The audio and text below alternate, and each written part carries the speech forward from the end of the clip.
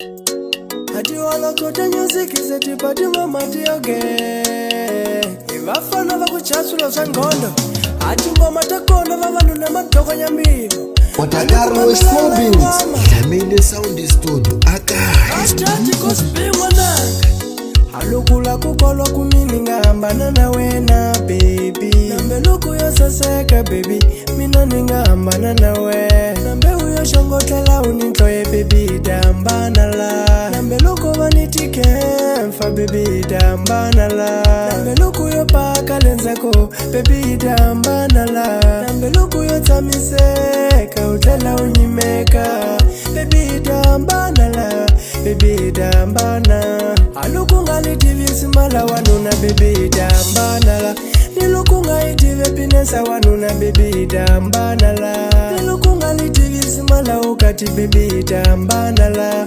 Nalukunga TV simala mundi baby dambana la Ikuwena ugwira ngofuma Ikubona usasekilewe Ikuwena ugwira ngofuma Ikubona unyimekilewe Shakuwanuna nchini Pepa uzitivi Swakuwanuna wahlonipiwe Pepa uzitiviwe Simala ukati Ansati lwangalitivi Ekiwena urangisa kushonga Usiya nyondo nzago Ekingondo ya ukati usilenza kurangisa susutila Anona kuhlonipa wanuno silenza kurangisa mankash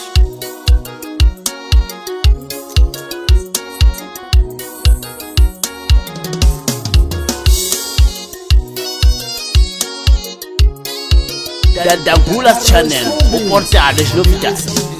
Oh baby, wena urangisa kushonga kuve mina nikadananga nazo. Wena urangisa visuti kuve mina nikadananga nazo. Mina nilava ngondo zwa kushonga nikadananga nazo. Nigwireli visuti kumina nikadananga nazo. Mina nilava ngondo nilavi amanka yawe. Nilava liranzu lelisukela kumbilwini. Nilava liranzu lelisukela kumbilwini yawe. Nilava wansatwa kuhlonipa wanuna. Mina nilava wansatwa kutiva ukati. Nilava wansatwa kutiva ndlala ya wanuna. Nilava wansatwa kutiva kuyaka kamuti. Alwe wakukwire kushonga lwe ningefiki ndau naye. Atsamela kugwira kavanganta mubaba Ona kuyena tsamisekile kuve mina nikadananga naso Dadagula channel uportale novidades.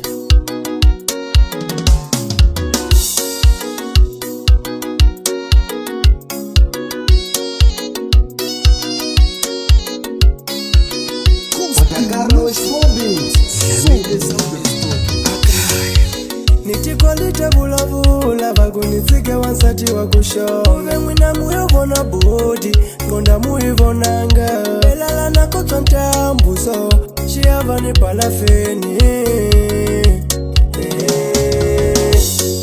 Mina nilava wansati wakuhlonipa wanuna Minilava wansati wakuhlonipa ukati Nilava wansati wakutiva kuyaka mundi Alukunga litivi ya utume Yanini wanuna we Wena urangisa kushonga ukati ni ungetsame Ukwira isusuti we Ukati ni ungetsame Ukwira imankash Avanuna vakadananga nazo Utoko uchincha vavanuna wawenonge mukume Utotsamela kuchincha lukati la wenonge likume Utativita nizwipoko Umushi wa ingondo yawe Utivita ni valoye Wena umushi wa ingondo Ukwila ikushonga we Wanuna takupaba Imani yanga papa kunyandake Imani yanga papa kukwatike